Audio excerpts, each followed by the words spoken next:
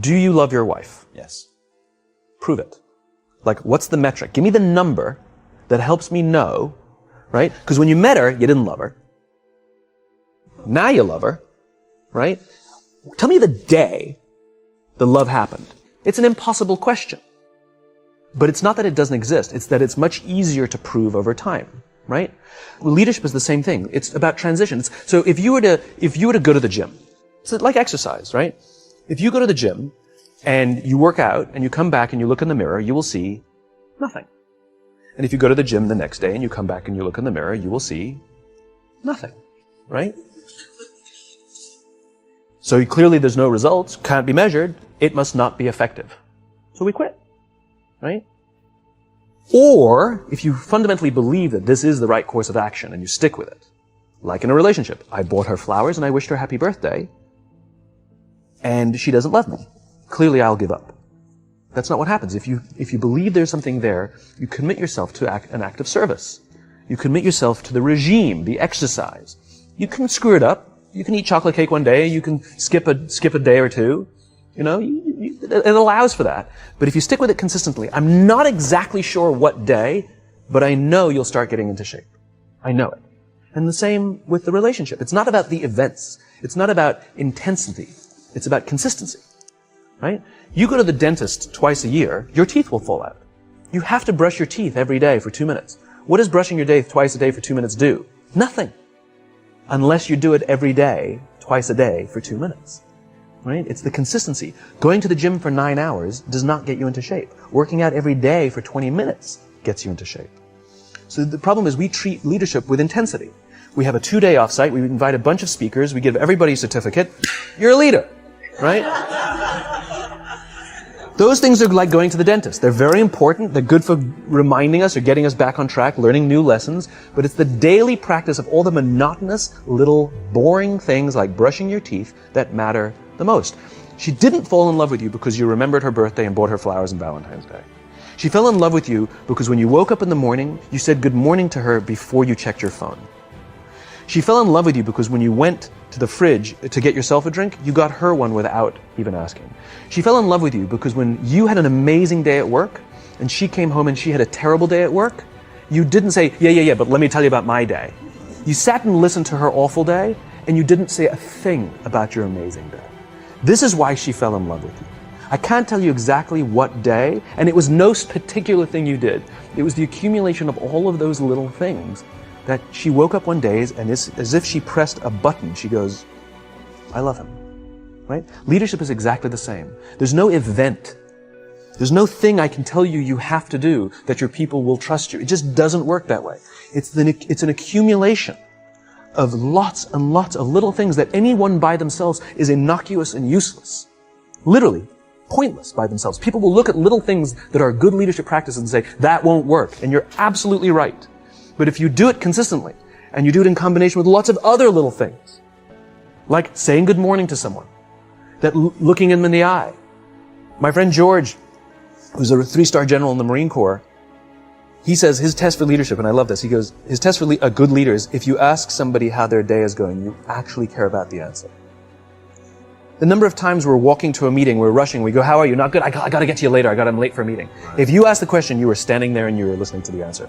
It's those little innocuous things that you do over and over and over and over that people will say, I love my job.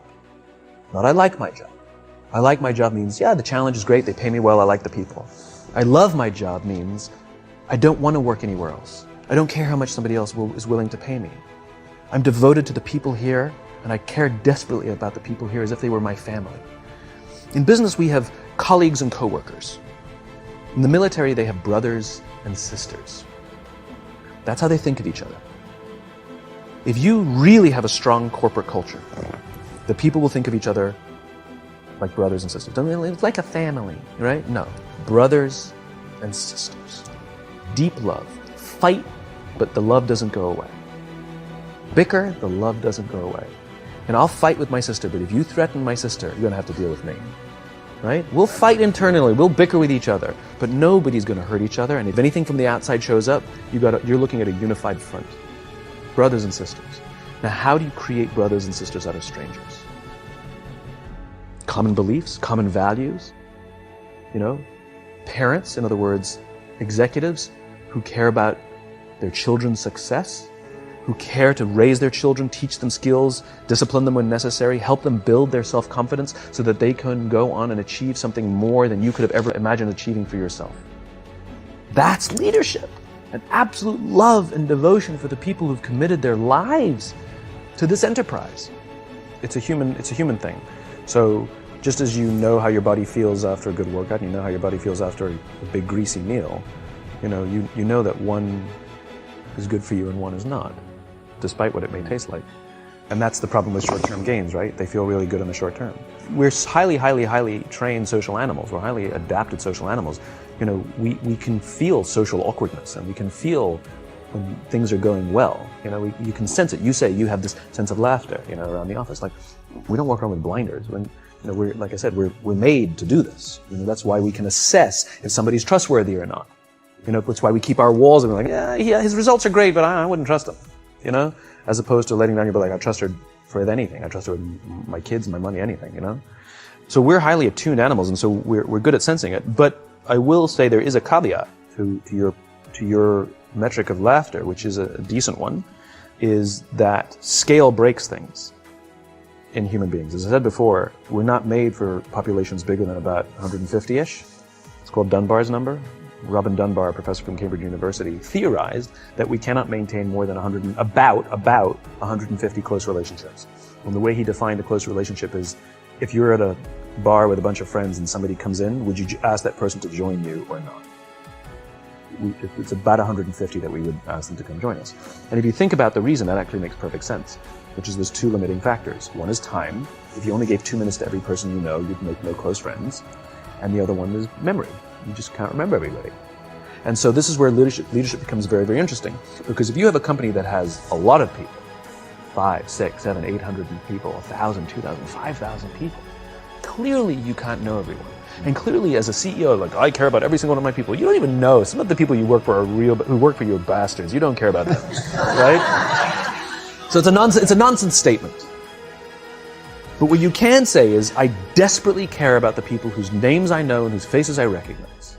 And I care desperately about my leadership, and I instill in them every day that I will give them the tools, and I will take care of them with one purpose and one purpose only, that they will take care of the people in their charge.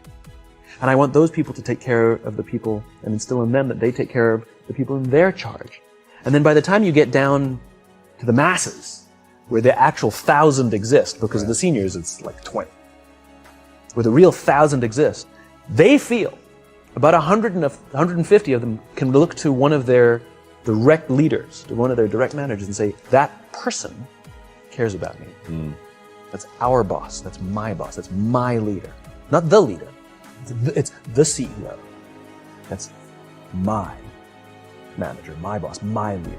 The one thing I am comfortable saying that all effective leaders must have is courage, because it is hard. It is hard to stand up against outside pressure. It is hard to stand up to an external constituency who's pushing you to do something for their short-term gain, to do the right thing for your people. It is hard. It is thankless. It is lonely.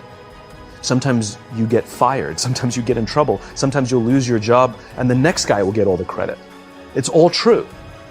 And the courage to do the right thing in the face of overwhelming pressure, only the best leaders have that courage. Only the best leaders.